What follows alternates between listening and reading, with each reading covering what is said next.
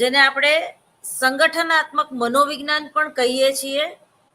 Organisational behaviour, BPCC 112. એમાં આપણે સંગઠન કોને કહેવાય અને એની રચનાત્મક અસરો શું છે એના વિશે આપણે વાત કરી ગયા છીએ. આજે આપણે જોશું સંગઠનાત્મક નું એ મનોવિજ્ઞાન છે એનું સ્વરૂપ કેવું છે અને એના પ્રકારો કયા કયા છે અને એને ગતિ વિજ્ઞાન શા માટે કહેવામાં આવે છે.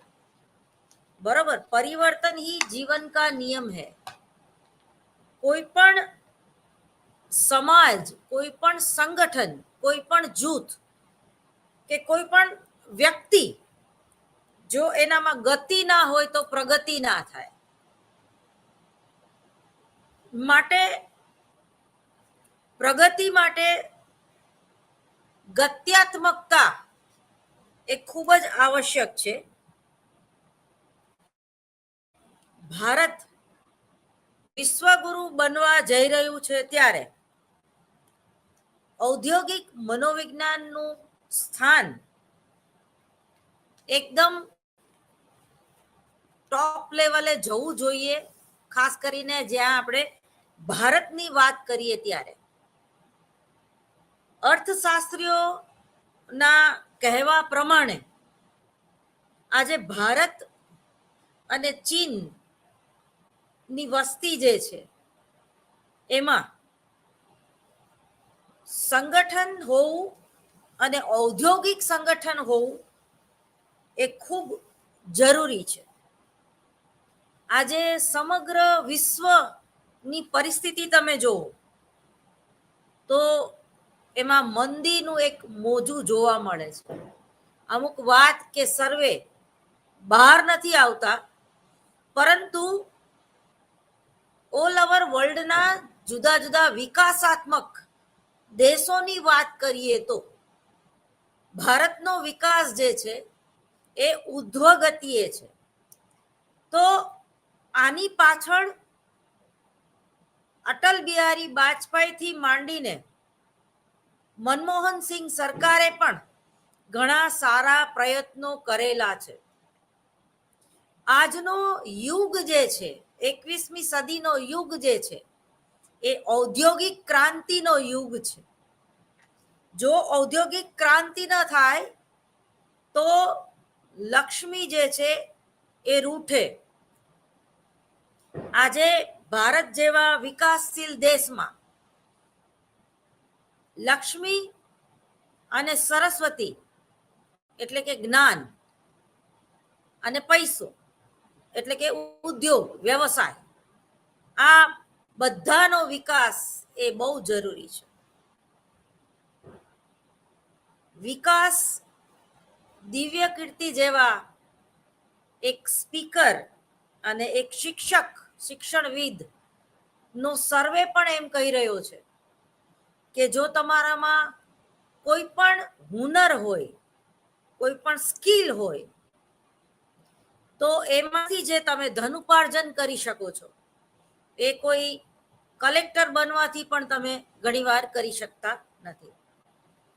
કારણ કે જ્યારે તમે કોઈ સંસ્થાના વડા તરીકે કાર્ય કરી રહ્યો છો ત્યારે અનેક સરકારનું પ્રેશર અને અનેક ઉપરી અધિકારીઓનું પ્રેશર એ તમને નિર્ણય લેવામાં એક અસર પહોંચાડે છે. પરંતુ જ્યારે તમે કોઈ પ્રાઇવેટ લિમિટેડ ના એક મેનેજર હો છો કે એક સારી પોસ્ટ ઉપર હોય સીઈઓ તરીકે, તો એ તમે યોગ્ય નિર્ણય અને ઝડપી કામ કરવાની શક્તિ એક કર્મચારીઓ પાસેથી તમે કામ લેવાની જે વૃત્તિ જે છે અને ઉત્પાદકતા ટૂંકમાં વધારી શકો છો. સંગઠનાત્મક ગતિશાસ્ત્રનો જે વિકાસ છે એ કેવો છે? તો આજના સંગઠનાત્મક વર્તનમાં ઇતિહાસ તમે જુઓ તો એ ખૂબ જ મહત્વની ભૂમિકા પૂરી પાડે છે. ઇતિહાસમાં અનેક રસદાયક ઘટનાઓ બની છે. આજે આપણે એના વિશે થોડીક વાત કરીશું. અગાઉના મેનેજમેન્ટ અભ્યાસના પ્રણેતા અગ્રેસકોમાં હેનરી ફેઓલ, જો આ બધા નામ યાદ રાખજો વિદ્યાર્થીઓ, નોટ અને પેન લઈને બેસો તો સારું, જેથી કરીને તમે આ નામો ટપકાવી શકો, યાદ રાખી શકો. તો એમાંનું એક જે અગત્યનું નામ છે એ હેનરી ફેઓલ અને હેનરી ફોર્ટ, આલ્ફ્રેડ બી સલોન અને 19મી સદીના અંતમાં વૈજ્ઞાનિક મેનેજરો તરીકે ફેડરિક ડબલ્યુ ટેલરનો સમાવેશ થાય છે. જો કે આ લોકો માનવીય પરિમાણ પર ઓછો ભાર મૂકતા હતા. હવે જે હોર્થોનના અભ્યાસો છે એ તમને પરીક્ષામાં પૂછાય તો એના વિશે જાણવું અને સમજવું ખૂબ જ અતિ આવશ્યક છે. તો પ્રથમ વિશ્વયુદ્ધના સમયે ફેઓલે એક મોટી કોલસાની ખાણ જે યુરોપમાં આવેલી તેના વડા હતા, જેણે મેનેજમેન્ટ ઉપર પ્રથમ પુસ્તક લખ્યું. તેમણે સંગઠનનો હેતુ, વિશિષ્ટ રીતે મશીનો દ્વારા કામ કરવા પર ભાર મૂક્યો. તેમણે સંગઠન વ્યક્તિઓનું બનેલું હોય છે અને તેના પર ભાર ન મૂક્યો. વ્યક્તિઓએ મશીન નથી, તેમ છતાં તે આધુનિક મેનેજમેન્ટના તે ગણના માન્ય નિષ્ણાત તરીકે આપણે એને ઓળખીએ છીએ. પ્રસિદ્ધ હોર્થોનના જે અભ્યાસો જે છે એ સામાજિક સંગઠન માટે ઐતિહાસિક મૂળિયા એમણે નાખ્યા. હોર્થોનના અભ્યાસોએ એક ક્રાંતિકારી તથ્યનું રહસ્ય આપણને સમજાવ્યું. ઉદ્યોગોને એક લોકશાહી સંગઠનના રૂપમાં જોવા માંગતા હતા તેઓ, અને ઔદ્યોગિક નીતિઓના નિર્ધારણોમાં શ્રમિકો કે કામદારોની ભાગીદારી અને તેમના સ્વતંત્ર વિચારો અને કામ કરવાની છૂટને મહત્વનું સ્થાન મળ્યું. આ અભ્યાસોથી એ જાણકારી મળી ગઈ કે સફળતા ત્યાં સુધી સંભવિત નથી જ્યાં સુધી લોકો કામના ભૌતિક વાતાવરણ પર જ પોતાની શક્તિનો વ્યય કરતા રહેશે. ટૂંકમાં ભૌતિક પરિસ્થિતિમાં સુધારા કરતા પરસ્પર માનવીય સંબંધોને સુધારવા પર વધારે ભાર મુકાતો ગયો. અભ્યાસોથી એ પણ જાણવા મળ્યું કે શ્રમિકો પોતાની આસપાસના તત્વોથી એટલો પ્રભાવિત થતો નથી જેટલો કાર્ય બહારના ઘટકોથી પ્રભાવિત થાય છે. તે કારખાનાની અંદર નાના નાના અનૌપચારિક જૂથોમાં વહેંચાઈને કામ કરતો હોય છે. હોર્થોનના અભ્યાસો જે છે એ ખૂબ મહત્વની જાણકારી આપણને પૂરી પાડે છે. એમાં પહેલી જાણકારી એને એવી પૂરી પાડી કે જેમાં ભૌતિક અવસ્થાઓમાં સુધારાનો ઉત્પાદન સાથે કોઈ અનુરૂપ સંબંધ નથી. વધારે મહત્વની બાબત એ છે કે આ અવસ્થા કે પરિસ્થિતિમાં કરતા સુધારા પ્રત્યે શ્રમિકોનું જે મનોવલણ છે એ મહત્વનું છે.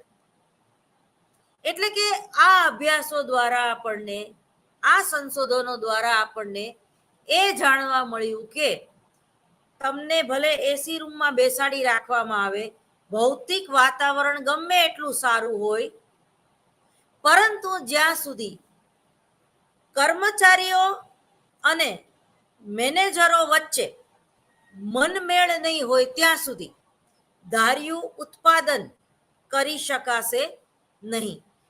દાખલા તરીકે સાદી ભાષામાં હું તમને કહું તો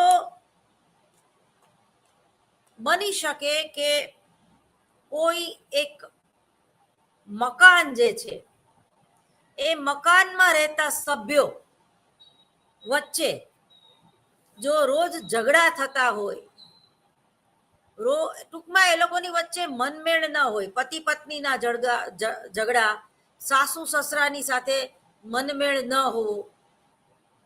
આજે જો સંયુક્ત કુટુંબો આપણા ભાંગતા જાય છે. દિવાળીમાં આજે આપણે કોકના ઘરે બેસવા જવું હોય તો આપણે ફોન કરીને બેસવા જવું પડે છે. પેલા એક કહેવત હતી કે મામાનું ઘર કેટલું, તો કે દીવા બળે એટલું. તો આ જે એકતામાં ભિન્નતા હતી અને ભિન્નતામાં એકતા હતી. ભલે તમારો બેડરૂમ જુદો હોય, પણ તમે એક જ રસોડામાં થયેલી રસોઈને સાથે મળીને ડાઇનિંગ ટેબલ ઉપર કે નીચે આસનિયું પાથરીને જમતા હતા. તો એ મકાન નથી રહેતું, ઘર બને છે. એ ઘર નાનું હોય, મોટું હોય, માટીનું હોય કે ઈંટ પથ્થરોનું હોય, પરંતુ જો એમાં પ્રેમ નહીં હોય, જો એમાં મનમેળ નહીં હોય, તો એ મકાન જ રહે છે, ઘર નથી બનતું. એવી રીતે કાર્ય કરવાનું જે સ્થળ છે એ ભલે ખૂબ જ સારું હોય, વારંવાર તમે કલર કરાવતા હોય, વારંવાર રિનોવેશન કરાવતા હોય, સેન્ટ્રલ એસીની વ્યવસ્થા હોય, પરંતુ એમાં કાર્ય કરતા કર્મચારીઓની વચ્ચે જો મનમેળ નહીં હોય, જો સુમધુર સંબંધો નહીં હોય, તો એની ક્યાંક ને ક્યાંક અસર જે છે એ ઉત્પાદન ઉપર પડશે. એટલે તમે જુઓ કે 40:60 રેશિયો કોઈ પણ જે ટ્રસ્ટી મંડળ છે અને સરકાર છે, તો અત્યારે જે ગુજરાત યુનિવર્સિટીમાં રહેલો સ્ટાફ છે એ ક્લાર્કનો હોય, પટાવાળાનો હોય કે પ્રોફેસરોનો હોય, તો એ જે ભરતીની પ્રોસેસ છે એમાં જે તે સંસ્થાને નિર્ણય લેવા દેવામાં આવે છે. ટ્રસ્ટીઓ પણ એ ઇન્ટરવ્યુમાં હાજર રહે છે સ્ટાફનું સિલેક્શન કરવા માટે. શા માટે? કારણ કે જો તમારો કોઈ અંગત મિત્ર કે અંગત માણસ જેની પાસે ડિગ્રી પણ છે અને એ સંસ્થાને સમજવાનું મનોવલણ પણ છે, એનામાં એક આવડત પણ છે, એક લવચિકતા પણ છે. કામવાળી ન આવી હોય તો આપણે સાથે મળીને ઘરનું વાસણ, કપડા, કચરા પોતા કરી નાખતા હોઈએ છીએ. એક ટીચર ના આવ્યો હોય તો પ્રોક્સીમાં બીજો ટીચર છે એનું કામ ઉપાડી લેતો હોય છે. તો આને યોગ્ય સંગઠન કહેવાય. પરંતુ જ્યારે એવી એકતા કોઈ સંસ્થામાં, કોઈ કંપનીમાં, કોઈ કારખાનામાં કે કોઈ ઘરમાં જો ન હોય તો, એટલે માનવીય સંબંધોને, ઓર્થોને ખૂબ મહત્વ આપ્યું. તો કહેવાનો અર્થ અહીંયા એમ છે કે ભૌતિક વાતાવરણ ગમે એટલું સારું હોય, પણ જો મનમેળ ન હોય તો તમે ધીરુભાઈ અંબાણીની કંપનીમાં કામ કરતા હોય, પણ ધીરુભાઈ અંબાણી યારે તમને બનતું ન હોય તો, અમૂલ જેવી મોટી કંપનીમાં તમે કામ કરતા હોય પણ ઉપરી અધિકારીઓ સાથે તમે બાયું ચડાવતા હોય તો એનો થાક તમને વધારે લાગશે. પરંતુ જ્યારે તમને નિર્ણય લેવાની છૂટ હોય, યોગ્ય સમયે યોગ્ય પરિવર્તન કરવાની છૂટ હોય, કામના કલાકોથી માંડીને કયા કર્મચારીઓને કયું કામ સોંપવું એ જો પ્રિન્સિપાલને છૂટ ન હોય તો એટલે માનવીય સંબંધો હોવા એ ખૂબ જરૂરી છે. કોઈ પણ સમસ્યાનો ઉકેલ માત્ર મેનેજમેન્ટ કે માત્ર પ્રિન્સિપાલ કે માત્ર સ્ટાફ નથી લેતો, પરંતુ સાથે મળીને યોગ્ય ચર્ચા અને વિચારણા દ્વારા કોઈ પણ નિર્ણય લેવામાં જો આવે તો એમાં બધાનું હિત સંકળાયેલું છે. અને જો બધાનું હિત સંકળાયેલું હોય તો ઉત્પાદકતા જે છે એ વધારી શકાય છે અને થાકનું જે પ્રમાણ જે છે એ ઘટાડી શકાય છે. આનો અર્થ ટૂંકમાં એમ થાય. બીજું જે અગત્યની વાત છે એ છે વધારે ઉત્પાદકતાનું સૌથી મોટું નિર્ધારક સ્થિર અને ઉચ્ચ એ જે છે તમારું મનોબળ છે, તમારી સહન શક્તિ છે, તમારી પોઝિટિવનેસ છે. જો તમે પોઝિટિવ ન હોય તમારી સંસ્થા પ્રત્યે, જો તમે ડિવોટેડ ન હોય, જો તમે વફાદાર ન હોય તમારી સંસ્થા પ્રત્યે, તો એ ધાર્યું પરિણામ મળતું નથી. ત્રીજું ખૂબ મહત્વનું જે સંશોધન છે એનું તારણ જે છે આ રીતે છે કે મનોબળ જળવાઈ રહે તેમાં શ્રમિકોના મનોવલણો, તેમના મેનેજમેન્ટ સાથેના સંબંધો અને શ્રમિકોના અંદરના સંબંધો મહત્વની ભૂમિકા ભજવે છે. મનોબળ બીજી બાબતો કરતા નેતૃત્વ ગુણવત્તા પર વધારે આધાર રાખે છે. ચોથું છે તમામ ઉદ્યોગોમાં એક ઔપચારિક સંગઠન હોય છે, બરાબર, જે લેખિત સ્વરૂપની હોતી નથી, પરંતુ આ ઉપરાંત કેટલાક મનોપચારિક સંગઠનો ઉદ્ભવે છે જેનો મનોબળ અને ઉત્પાદન નિર્ધારણમાં બહુ મોટો અને મહત્વનો ફાળો હોય છે. અનૌપચારિક સંગઠનોના આદેશો શ્રમિકોના મન ઉપર ઊંડો પ્રભાવ પાડે છે. હવે બીજા જે છે એ કેટલાક પ્રયોગાત્મક અભ્યાસો પણ જોવા મળે છે. એમાં હોર્થોનના જે અભ્યાસો છે એ ખૂબ જ અગત્યના છે. તમને પરીક્ષામાં પણ પૂછાઈ શકે કે હોર્થોનના સંગઠનાત્મક મનોવિજ્ઞાન એટલે શું, અને એમાં હોર્થોનના અભ્યાસોની છણાવટ કરો અથવા તો હોર્થોનના અભ્યાસો સવિસ્તાર સમજાવો. તો એમાં છે પેલું છે પ્રકાશ અધ્યયન, બીજું છે રિલે એસેમ્બલી ટેસ્ટ રૂમ અધ્યયન, ત્રીજું છે સમૂહ મુલાકાત કાર્યક્રમ, ચોથું છે બેંક રાઇડિંગ નિરીક્ષણ એટલે કે કક્ષ અધ્યયન, પાંચમું છે વ્યક્તિગત સલાહ અને માર્ગદર્શન. તો આ જે પ્રયોગાત્મક અભ્યાસો છે એના જે આ જુદા જુદા 5 મુદ્દાઓ છે એના નામ તમારે યાદ રાખવા પડશે, તો જ તમે પ્રશ્નનો જવાબ છે એ વિગતે લખી શકશો. ફરીવાર બોલી જાઉં છું, નોટ ડાઉન કરજો. પેલું છે પ્રકાશ અધ્યયન, બીજું છે રિલે એસેમ્બલી ટેસ્ટ રૂમ અધ્યયન, ત્રીજું છે સમૂહ મુલાકાત કાર્યક્રમો, ચોથું છે બેંક રાઇડિંગ નિરીક્ષણ એટલે કે કક્ષ અધ્યયન, પાંચમું છે વ્યક્તિગત સલાહ અને માર્ગદર્શન અધ્યયન. એ યાદ રાખવું જોઈએ કે ઓર્થોનના અભ્યાસોની શરૂઆત કોઈ ચોક્કસ કારખાનાની કુશળતા સુધારવા માટે કરવામાં આવેલ. સમય જતા તેના તારણોનું સામાન્યકરણ, તેની ચકાસણી, પુનઃ ચકાસણી મોટે પાયે થવા માંડી અને આ જે 5 અભ્યાસો પૂર્વ નિર્ધારિત ન હતા, પરંતુ દરેક અધ્યયન પછી આગળના અધ્યયનની સંભાવના ઊભી થઈ. એમાં આપણે પ્રકાશ અધ્યયન વિશે વાત કરીશું.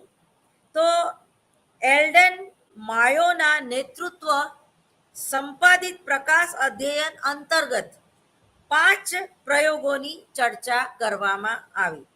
પહેલા પ્રયોગોમાં અભ્યાસ માટે 3 વિભાગોને પસંદ કરવામાં આવ્યા અને પ્રકાશ વ્યવસ્થાને ઉન્નત બનાવવા માટે આ વિભાગમાં સમય પર પરિવર્તનો કરવામાં આવ્યા. પ્રકાશની તીવ્રતાને 3 વિભાગોમાં વહેંચી નાખવામાં આવ્યા અને પરિણામ સ્વરૂપે ઉત્પાદન તો વધ્યું, પણ 3 વિભાગોમાં એવું જાણવા મળ્યું નહીં કે ઉત્પાદનનું વૃદ્ધિનો સીધો સંબંધ પ્રકાશ સાથે છે. તારણ એ કાઢવામાં આવ્યું કે પ્રકાશ પરિવર્તન તે પરિસ્થિતિમાં એકમાત્ર વસ્તુનિષ્ઠ પરિવર્ત્ય છે. એટલે 100% ભાગ નથી ભજવતું, પણ 25% તો ભજવે છે. આ ઉપરાંત ઉત્પાદન સંબંધી પરિવર્તન સંપૂર્ણપણે પ્રકાશ પરિવર્તનનું પરિણામ ન હતું. અન્ય પરિવર્ત્ય જેવા કે શ્રમિકોની મનોવૃત્તિ અને પરિવર્તનની બદલાતું જતું વાતાવરણ વગેરે સંભવિત અંદર ક્રિયાશીલ હતા, જેનાથી ઉત્પાદન પર પ્રભાવ પડતો હતો. આનાથી એ સ્પષ્ટ થઈ ગયું કે માનવીય ઘટકોની બાબતમાં વિશિષ્ટ જ્ઞાન વધારવાનું અપેક્ષિત બને ખરું. બીજું છે, બીજા જે પ્રયોગોમાં શ્રમિકોએ કામદારોને 2 જૂથમાં વહેંચી નાખ્યા.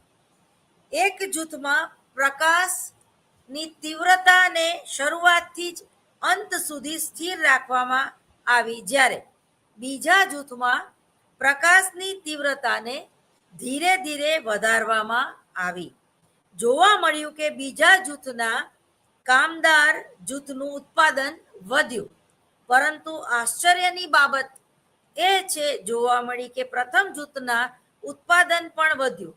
બંને જૂથોમાં વૃદ્ધિનો દર લગભગ સમાન હતો.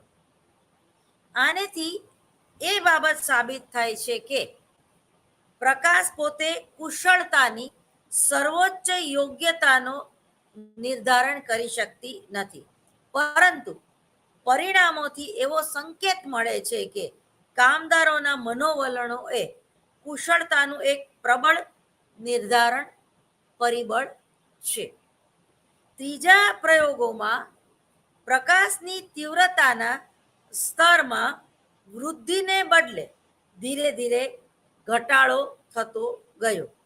અહીં પહેલા પ્રકાશના કામદારો જૂથો 10 ફૂટ કેન્ડલના સ્થિર પ્રકાશમાં કામ કર્યું, અને જ્યારે બીજા જૂથના પ્રકાશ ધીમે ધીમે ઘટાડતા ગયા હતા અને અંતમાં એ ઘટીને માત્ર 3 ફૂટ કે 3 કેન્ડલ સુધીનો હતો. અહીં જોવા મળ્યું કે કોઈ પણ કામદાર જૂથનું ઉત્પાદન ઘટ્યું નહીં. જોકે ઘટતા પ્રકાશમાં કામ કરતા જૂથે બેચેની અને કષ્ટની ફરિયાદ પણ કરી. આ દર્શાવે છે કે માત્ર પ્રકાશનું મહત્વ નથી, પણ વધારે મહત્વની કામગીરીની મનોવૈજ્ઞાનિક એક જે તમારી આવડત છે તેનું મહત્વ છે. ચોથા પ્રકારનો પ્રયોગ 2 મહિના કામદારોને પ્રકાશ નિયંત્રિત રૂપમાં કામ કર્યું અને પ્રકાશની તીવ્રતામાં ત્યાં સુધી ઘટાડો કરવામાં આવ્યો કે ચાંદનીને મળતો જે પ્રકાશ હોય, એટલે કે જે નેચરલ પ્રકાશ, સાધારણ પ્રકાશની અપેક્ષા આ પ્રકાશમાં મહિલા કામદારોને ઓછા થાકનો અનુભવ થતો હતો અને ઉત્પાદનમાં પણ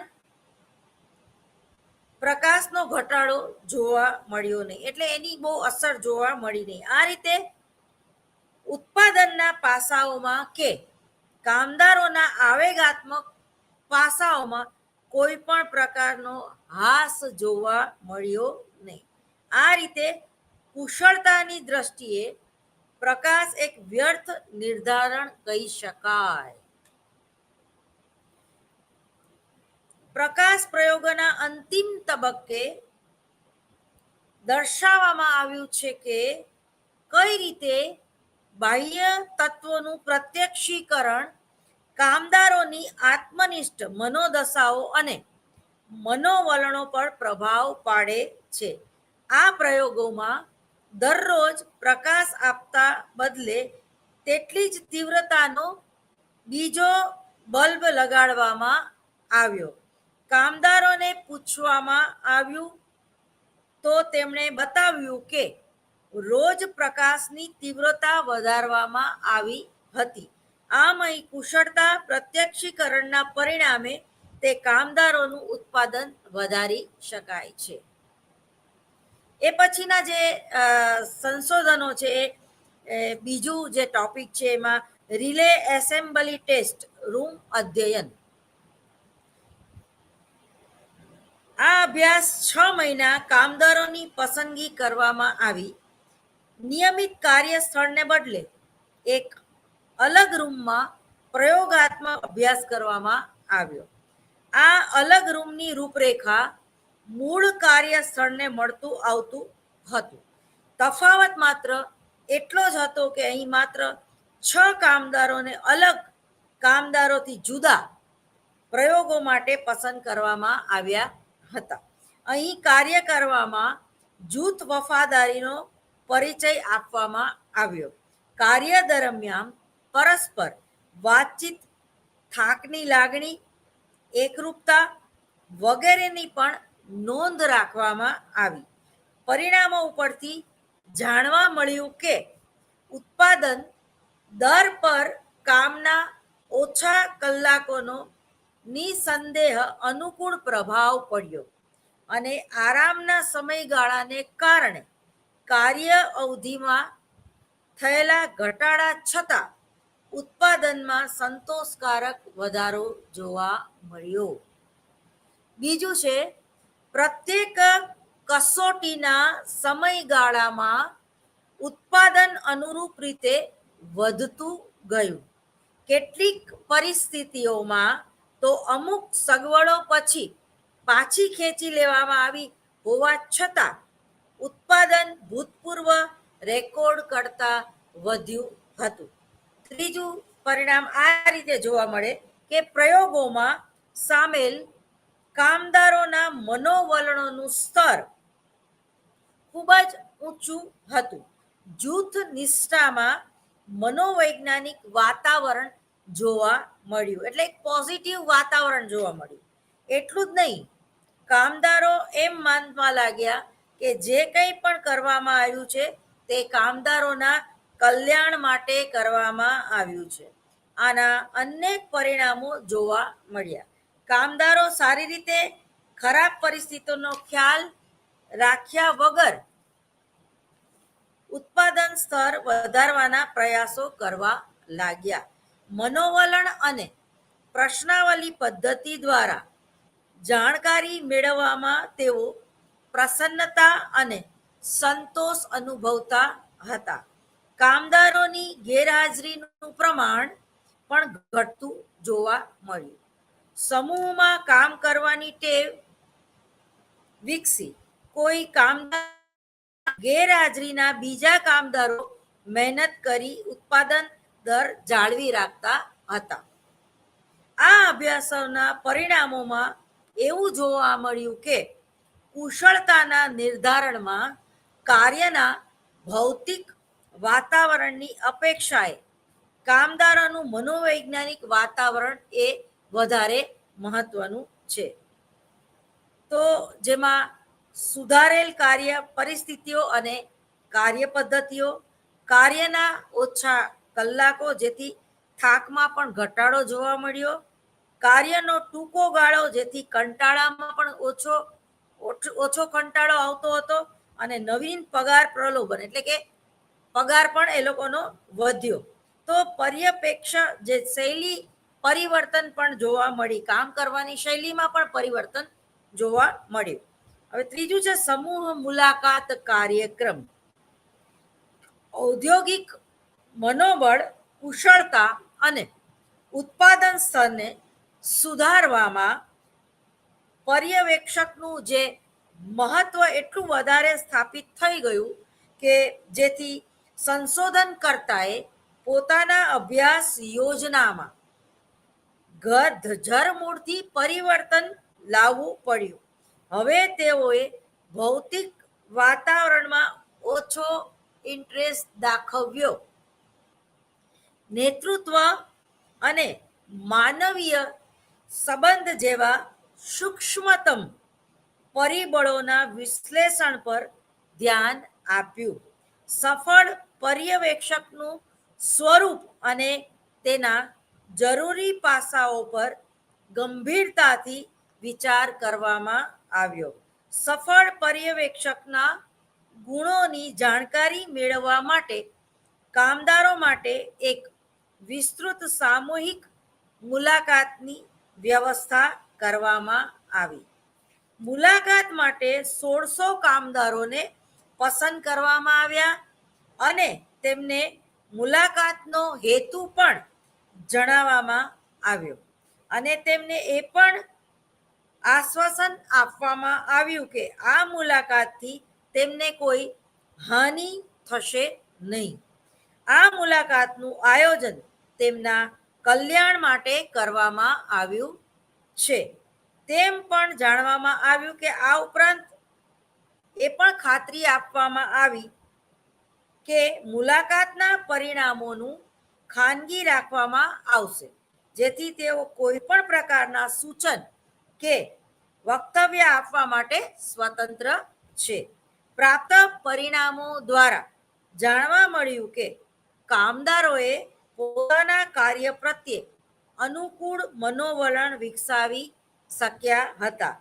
કારખાનામાં ઝઘડાઓ અને તણાવ ભરેલી પરિસ્થિતિ પહેલા કરતાં ઓછી જોવા મળી.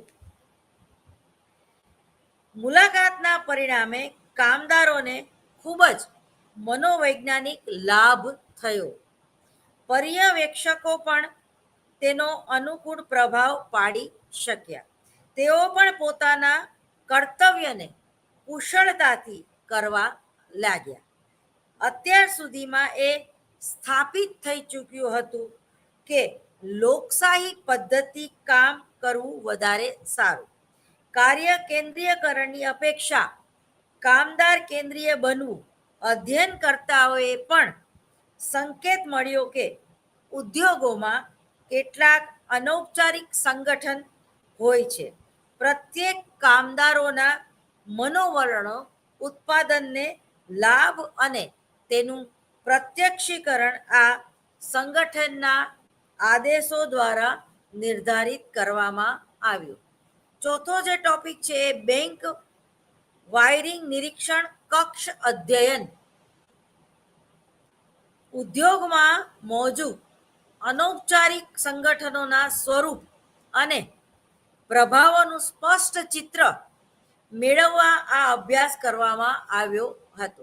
આ માટે 14 પુરુષો કામદારોને અભ્યાસ હેતુ પસંદ કરવામાં આવ્યા હતા. તેમને અલગ રૂમમાં વિશિષ્ટ કાર્ય સોંપવામાં આવ્યું.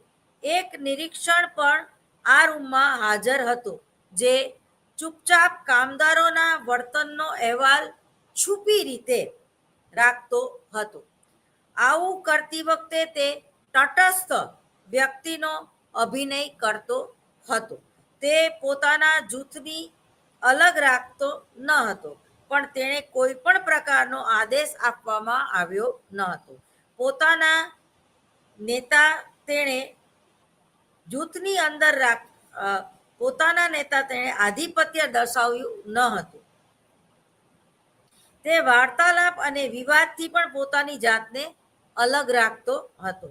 આ બાબતમાં તે ખૂબ સાવધાની રાખતો, જેથી કામદારોની વિશ્વાસ ખોઈ ન બેસે. આ નિરીક્ષણની સાથે જુદા જુદા લોકો દ્વારા એક અલગ રૂમમાં તેની મુલાકાત પણ લેવામાં આવી. મુલાકાત લેનારાઓએ કસોટીઓના રૂમમાં પ્રવેશ કર્યા ન હતો.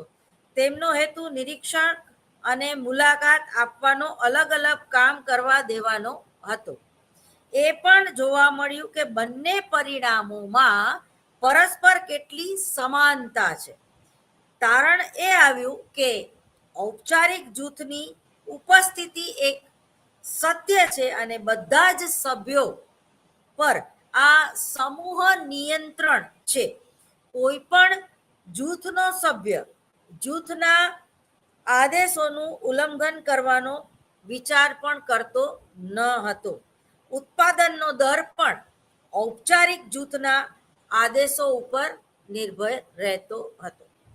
એટલે ટૂંકમાં સરમુખત્યારશાહી શાસન કરતા લોકશાહી શાસન છે એ વધારે હિતાવહ છે અને વ્યક્તિગત સંબંધોની પણ એક પોઝિટિવ અસર કોઈ પણ સંસ્થામાં જોવા મળે છે.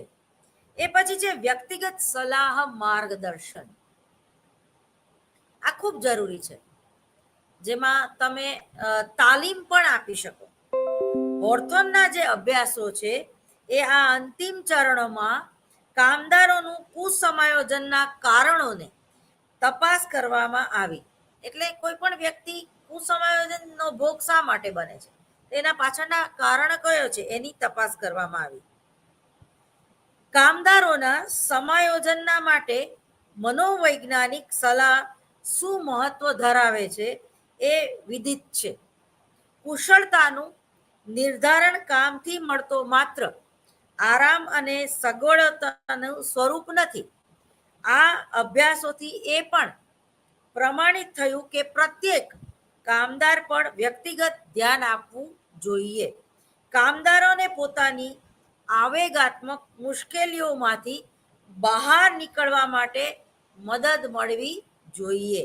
આ રીતે જે મુખ્ય 3 જે ક્ષેત્રો છે એમાં કામદારોનું વ્યક્તિગત સમાયોજન, બીજું છે પર્યવેક્ષક અને કામદારો વચ્ચેના સંબંધો, અને ત્રીજું છે કામદારો અને વ્યવસ્થાપકો વચ્ચેના સંબંધો. આ અભ્યાસો પરથી એ તારણ કાઢવામાં આવ્યું કે કામદારો એ આવેગાત્મક મુશ્કેલીઓથી મુક્ત હોય અને તેમની લાગણીઓ અને વર્તનને સાચી રીતે સમજવામાં આવે તો ઔદ્યોગિક કુશળતામાં વૃદ્ધિ થાય છે. કારણ કે આ બાબતને અનુરૂપ નીતિઓ બનાવી વ્યવસ્થાપકો અને કામદારો વચ્ચે ઝઘડા ઓછા કરી શકાય છે. જો કર્મચારીઓ મનોવૈજ્ઞાનિક સમાયોજનના માધ્યમથી ચિંતા મુક્ત અને સંગઠન મુક્ત રાખવામાં આવે તો નિસંદેહ કાર્યકુશળતાના સ્તરમાં મહત્વપૂર્ણ સુધારો કરી શકાય છે. યોગ્ય વાર્તા નિયમનના માધ્યમથી હડતાલ, તાળાબંધી અને ઘેરાઓ નિવારી શકાય છે. અંતિમ રિપોર્ટથી વ્યવસ્થાઓને પણ નીતિ નિર્ધારણમાં મદદ મળી શકે છે. ટૂંકમાં કોઈ પણ કર્મચારી જે છે એ જો સમાયોજન સાધી શકતો ન હોય તો ઔદ્યોગિક ક્ષેત્રમાં પણ એક મનોવૈજ્ઞાનનો જાણકાર જે કાઉન્સલર હોય, સલાહ મનોવિજ્ઞાન જે એટલે કે એ જે એડવાઇઝર હોય તો એ રાખવાથી પણ એક ઉત્પાદકતામાં વધારો કરી શકાય છે અને સુમેળભર્યા સંબંધો વિકસાવી શકાય છે. અને અંતે એની અસર જે છે એ ઉત્પાદન ઉપર પડતી જ હોય છે. હવે હોર્થોનના અભ્યાસોનું જે મૂલ્યાંકન છે એ મૂલ્યાંકન આ રીતે કરી શકાય. હોર્થોનના અભ્યાસથી કેટલીક ફિલોસોફિકલ, થિયરિકલ અને મેથોડોલોજીકલ જે મર્યાદા છે આધુનિક સંશોધનના સંદર્ભમાં હોવા છતાં તે સંગઠનમાં માનવ વ્યવહારને સમજવા માટેની રસદાયક આંતરસૂઝ પૂરી પાડે છે. એક રસદાયક વિરોધાભાસ પણ હોર્થોનના સ્ટડી રૂમમાં જોવા મળે છે. રિલે રૂમ અને બેંક વાયરિંગના પરિણામો એ વિરોધાભાસી જરૂર છે. તેમ છતાં મોટાભાગના કામદારો પાસે માહિતી મેળવવામાં આવી હોય તો તેમણે જણાવ્યું છે કે તેઓ નિયમિત વિભાગમાં કામ કરવાને બદલે ટેસ્ટ રૂમમાં કામ કરવું વધારે પસંદ કરે છે. ટૂંકમાં એમાં જેમાં નાનું જૂથ હોય, નિરીક્ષણનો જે પ્રકાર હોય એ નહીવત હોય, કમાણી સારી થતી હોય, પરિસ્થિતિમાં કંઈક ચેન્જ કરવામાં આવતું હોય, નવીનતા હોય, અને પ્રયોગોમાં પણ એ લોકોને જો રસ પડે અને ટેસ્ટ રૂમમાં અપાતું જે ધ્યાન છે એ વિશિષ્ટ ધ્યાન હોય છે. એ વ્યક્તિગત સ્તરે ટૂંકમાં કર્મચારીઓનું ધ્યાન રાખવામાં જો આવે તો એના સારા પરિણામો જોવા મળે છે. હવે ઓર્થોનના પ્રયોગોમાંથી લીધેલા અનુભવોના તારણો જે છે એ જુદા જુદા તારણો કુલ 11 છે, જે તમે યાદ રાખી લેજો અથવા મારું લેક્ચર 2 થી 3 વાર જોજો.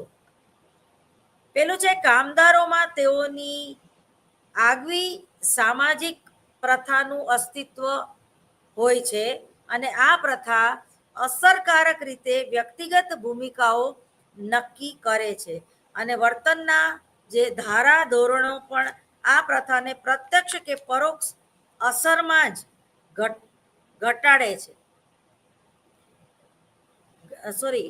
છે ને ઘડાય છે.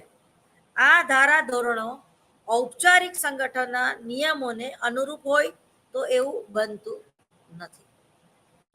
જો કોઈ પણ કામ તમને જ્યારે કંઈક કમ્પલસરી કરવાનું કે ને ત્યારે તમને કંટાળો આવે છે, પણ એ કામ જો તમે તમારા મનથી કરો તો એમાં તમને કંટાળો આવતો નથી. એટલે કે ઔપચારિક નિયમો કે ભાઈ તારે આ કામ કરવાનું, તારે આ કરવાનું, તારે આ કરવાનું, તારે આ કંઈક વિશિષ્ટ કામ કરવાનું, તો એ કામ કરવાની તમને મજા પડશે અને તમારી અભિયોગ્યતા અને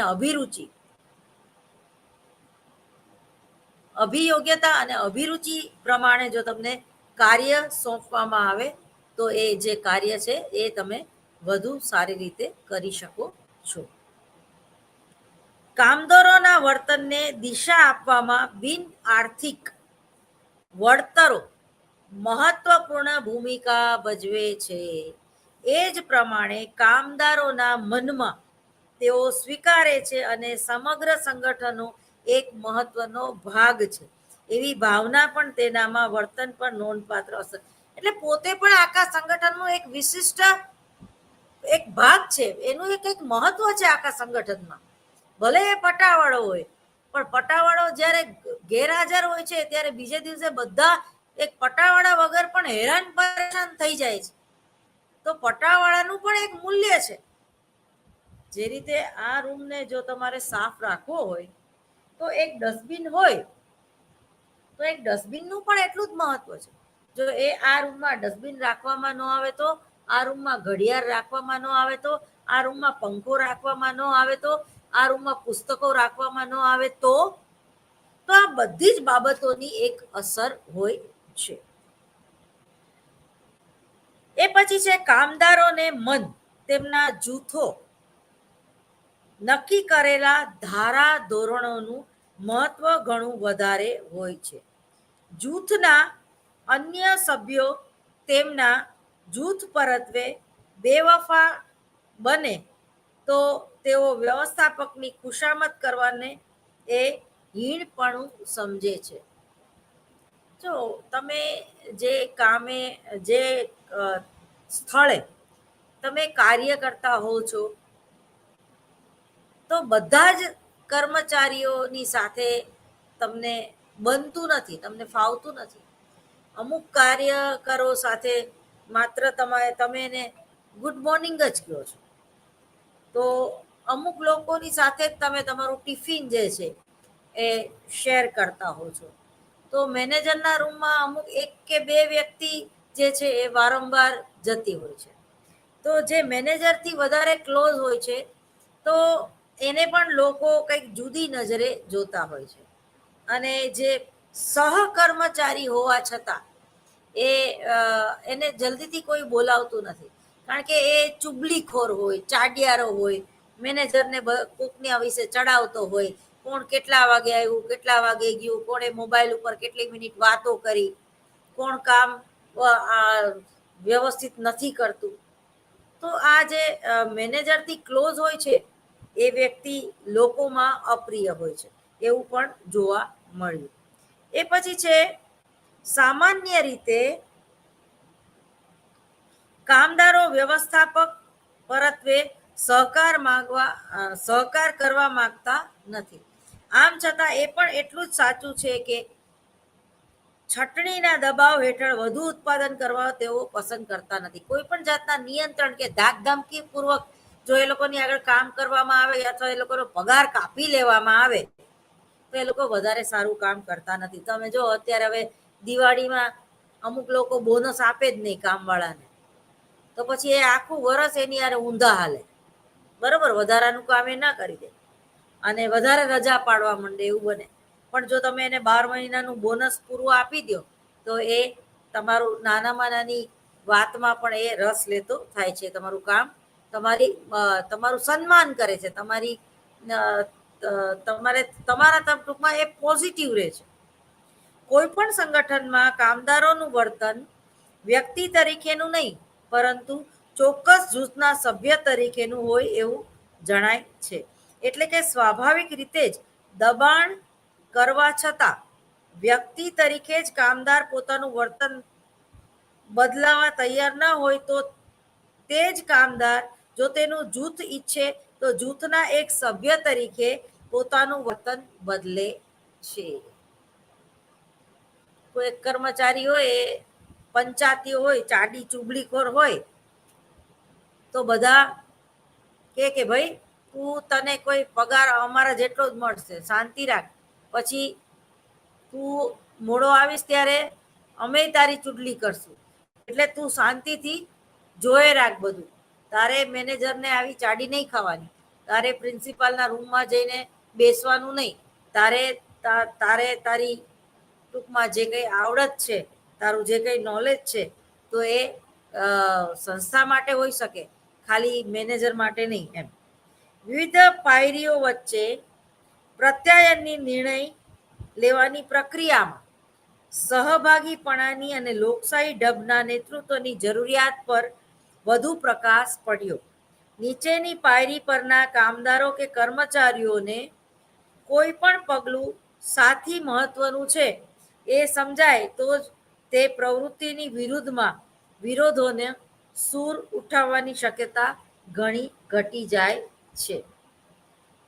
એ પછીનું જે તારણ છે એ કામદારોનો સંતોષ અને સંગઠનની અસરકારકતા, એ બંને વચ્ચે ઘણો ઊંચો સહસંબંધ જોવા મળ્યો. કામદારોમાં સંતોષ વધે તો સંગઠનની અસરકારકતા પણ વધે છે. એ પછી 10મું છે કોઈ પણ વ્યવસ્થાપકને માત્ર ટેકનિકલ કૌશલ્ય જ નહીં પરંતુ અસરકારક સામાજિક કૌશલ્યો પણ વિકસાવી શકાય. 11મું અને છેલ્લું છે ફક્ત પાયાની જરૂરિયાતો પૂરતા પ્રમાણમાં સંતોષથી જ સંગઠનના લોકોને કાર્ય પરત્વે પ્રેરિત કરી શકાતું નથી. લોકો પાયાની જરૂરિયાતો ઉપરાંત ઉપલી શ્રેણીની માનસિક અને સામાજિક જરૂરિયાતો અંગે પણ ઘણા સંવેદનશીલ હોય છે. આમ માનવ સંબંધો અંગેના ઉપયુક્ત તારણોને સંગઠન અંગેના સાહિત્યમાં વિસ્તૃત પ્રસિદ્ધિ મળી છે. પરિણામે વ્યવસ્થાપનની વિચારણાની પદ્ધતિઓમાં અને તેના મનોવલણોમાં પણ નોંધપાત્ર ફેરફાર જોવા મળે છે.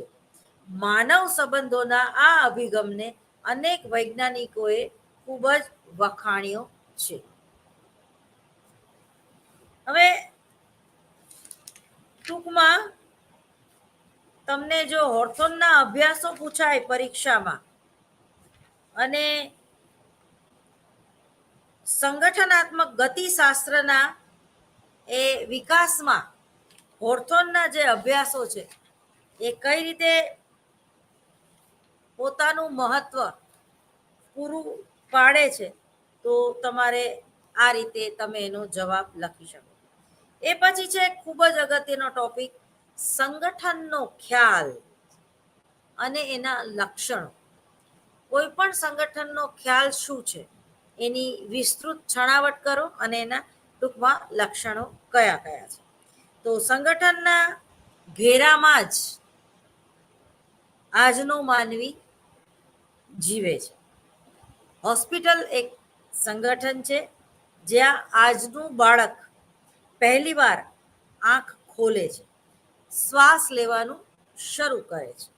શાળા, કોલેજ જેવા સંગઠનોમાં એક શિક્ષણ લે છે અને તે જીવનનો મોટો ભાગ કોઈને કોઈ સંગઠનમાં કાર્યરત રહીને વિતાવે છે. આમ જન્મથી મૃત્યુ સુધી આપણે સંગઠન સાથે સંકળાયેલા જ રહીએ છીએ.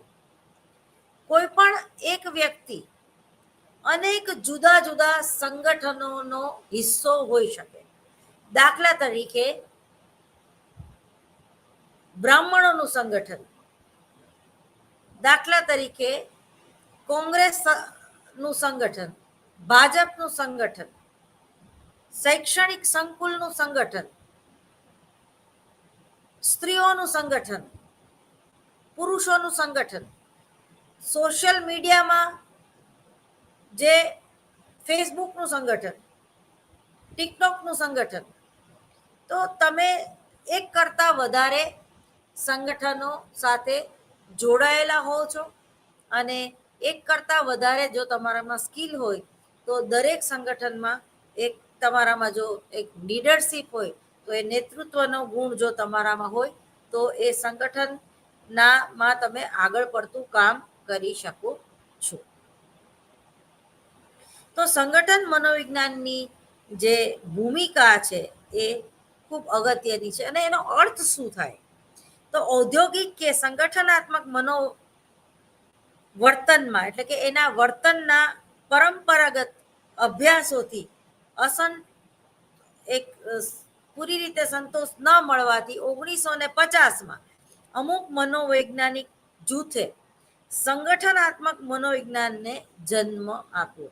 જો આજે મનોવિજ્ઞાનની ખૂબ જ મહત્વની અને અગત્યની શાખા છે ઓર્ગેનાઇઝેશનલ બિહેવિયર, સંગઠનાત્મક મનોવિજ્ઞાન અથવા તો ઔદ્યોગિક મનોવિજ્ઞાન. ખૂબ જ વ્યવહારુ શાખા છે મનોવિજ્ઞાનની. મનોવિજ્ઞાનનો જન્મ થયો અને એની જે રૂપરેખા અને એના જે અભ્યાસ પદ્ધતિ અને એનું ઔદ્યોગિક મનોવિજ્ઞાનથી સંપૂર્ણપણે એ જુદું છે. આ જૂથના નેતાઓ ફ્લેશમેન, મેયર કે ફ્રેન્ચ ફોરહેડ અને ગિલ્મર લેવિડ, ટનેન, બેન, સિયોર્સ, માર્ચ અને સાયમન વગેરે અગ્રગણ્ય છે. જે બીજી મનોવિજ્ઞાનની શાખાઓમાં તમને આના નામ જોવા મળતા નથી. ભારતમાં પણ દુર્ગાનંદ સિંહા, ઉદયગીરી પરીખ અને જેબી સિંહાનું પ્રદાન ખૂબ મહત્વનું છે. ટૂંકમાં સંગઠનાત્મક મનોવિજ્ઞાન. ઉપરોક્ત તમામ મનોવૈજ્ઞાનિકોના અભ્યાસોનો નિચોડ એ છે કે કર્મચારીઓના પ્રત્યક્ષીકરણ, મનોવલણો, વર્તન અને પરસ્પરના સંબંધોના વિશાળ સંગઠનની સીધી અસરો પડે છે, જેના વચ્ચે રહીને કર્મચારી કે કામદાર કાર્ય કરે છે. જેથી સંગઠનાત્મક સંદર્ભ ઓર્ગેનાઇઝેશનલ એનું જે સ્વરૂપ સમજાવવા માટે ઔદ્યોગિક સમસ્યાઓને યોગ્ય રીતે આપણે સમજી શકતા નથી. એમાં પેલું જે છે ફિકનર અને સર વુડ નામના સાયકોલોજીસ્ટ જે છે, સંશોધકો છે, એણે સંગઠનની વ્યાખ્યા આ રીતે આપી. ક્યાં ગઈ આમાં વ્યાખ્યા?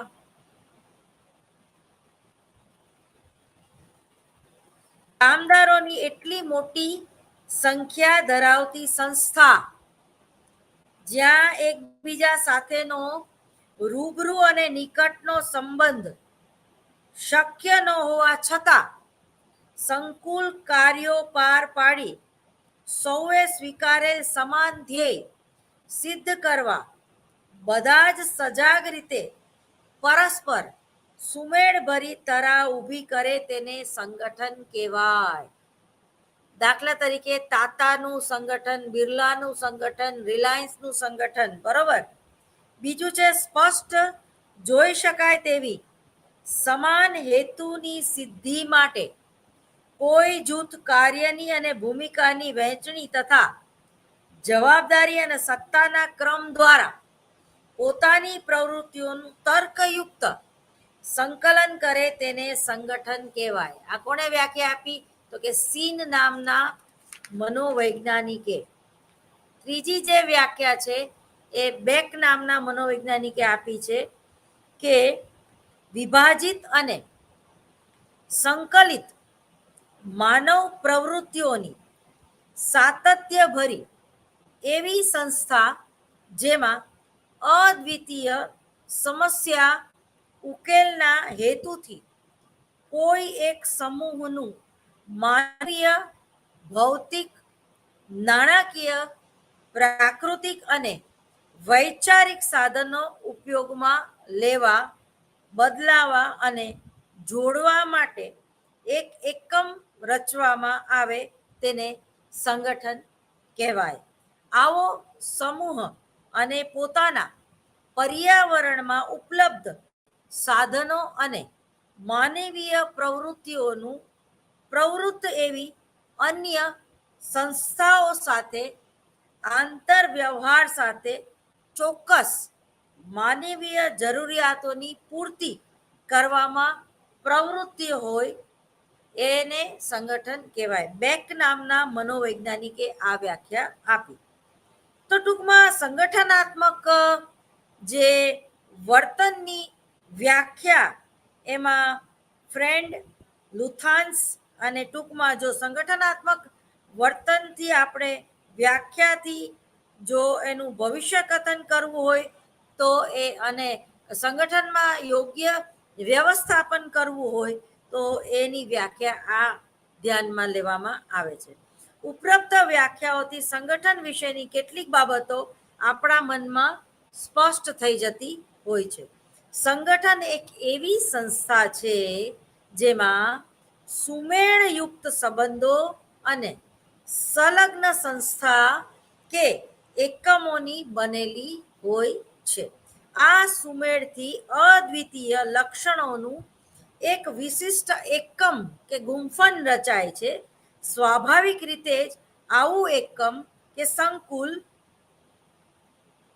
કોમ્પ્લેક્સ હોય છે જેમાં સંસ્થાકીય હેતુઓ પાર પાડવા માટે સંસ્થામાં બધા ઘટકોને યોગ્ય સંયોજિત પ્રક્રિયાઓ દ્વારા જોડીને તથા સુમેળ સાધીને સંકલન કરવાની સમગ્ર પ્રક્રિયા કે વ્યવસ્થાપનને, મેનેજમેન્ટને આપણે સંગઠન તરીકે ઓળખાવીએ છીએ. જેમાં તમારામાં માસ કોમ્યુનિકેશનની સ્કિલ હોવી એ ખૂબ જ જરૂરી છે. ઇન્ફોર્મેશન ટેકનોલોજીનો પણ એમાં ઉપયોગ કરવામાં આવે છે. હવે એ જે સંગઠનના જે લક્ષણો જે છે એના ટોપિક તમે લખી લેજો. ડિટેલ્સમાં હું તમને કાલે ભણાવીશ. કાલે પણ મારે જ તમારું લેક્ચર લેવાનું છે તો કાલે પણ તમે હાજર રહેશો. તો સંગઠનના જે પહેલું લક્ષણ છે એ વિશાળકાય. જો રિલાયન્સ ફેક્ટરી જે છે કે રિલાયન્સના મોલ છે એ ઓલ ઓવર વર્લ્ડમાં છે, ઓલ ઓવર ભારતમાં છે, મેગા સિટીમાં છે અને ધીમે ધીમે એક નાના એવા વિલેજમાં પણ રિલાયન્સ મોલ જોવા મળે છે. તો એ વિશાળકાય છે, બરાબર. બીજું છે સંકુચિતતા. ત્રીજું છે